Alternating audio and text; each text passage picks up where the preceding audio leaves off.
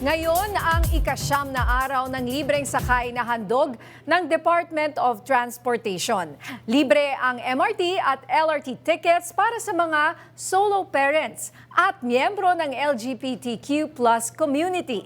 Nagbabalik si Angela Babad. Bilang isang solo parent, mahirap ang Pasko ngayong taon para kay Marita dahil sa kakulangan ng pera. Wish ko lang, kasama ko yung mga anak ko.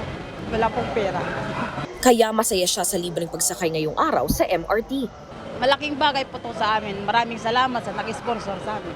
Bilang bahagi ng 12 Days of Christmas kung saan nagbibigay ng libreng sakay sa LRT at MRT, ang Department of Transportation itinakda ngayong araw ang libreng ticket para sa mga solo parent at miyembro ng LGBTQ community.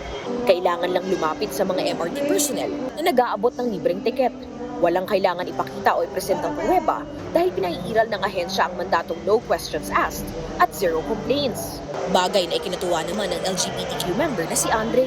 Really an amazing opportunity, especially to gain awareness with regards to LGBT community, and it's really important that we have these types of events in which ma-highlight po ating mga different communities po and give appreciation din po. Bukas naman libre ang pagsakay para sa mga private sector employees at mga kasambahay. Sa December 24 naman ay libre ang ticket para sa mga uniformed personnel, veterans at kanilang mga pamilya. Habang libre naman para sa lahat ang pagsakay sa araw ng Kapaskuhan.